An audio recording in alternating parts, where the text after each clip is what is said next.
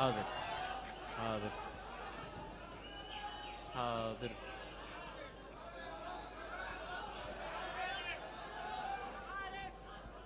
والله العظيم انا هقول لكم كل حاجه.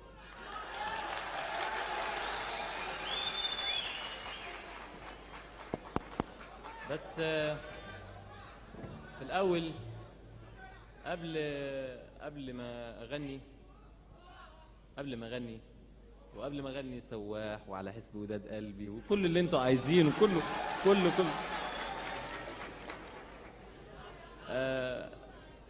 احب بالنيابه عن نفسي وعن كل الفنانين اللي اشتركوا في الحفله دي ان احنا نشكركم، لانه في الحقيقه كل قرش دفعتوه هو رايح لاخواننا ضحايا الحرب.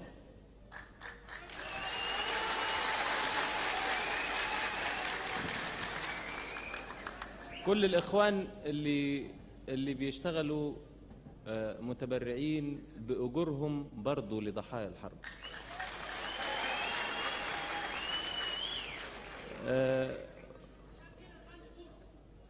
كل حاجه هغني، كل اللي انتوا عايزينه.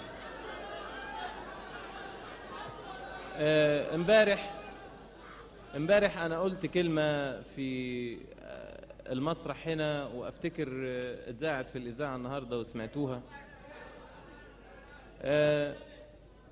برضو انا بوجه الشكر لسمو ولي العهد على تبرعه الكريم، والكرم ده مش غريب على اهل الكويت. وان شاء الله يكون هذا التبرع هو بمثابة الخطوة الأولى من كل إخواننا الكويتيين. إيه؟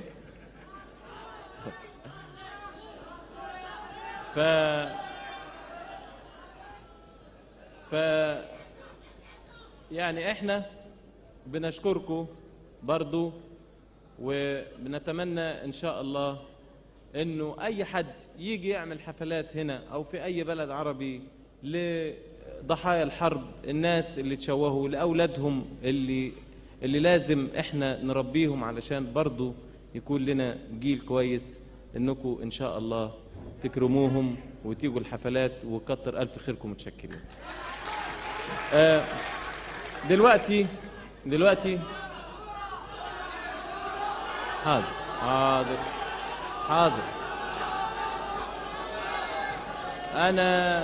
انا قلت لكم هقول لكم اللي انتوا عايزينه، ومستعد. انتوا مستعجلين الساعه 12 ونص والنهارده الخميس بكره ما فيش شغل.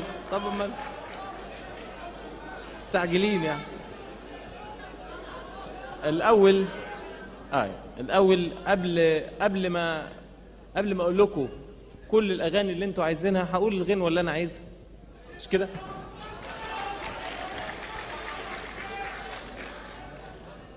الغنوه برضو الغنوه دي غنوه هي الحقيقه اتعملت بعد الحرب. ف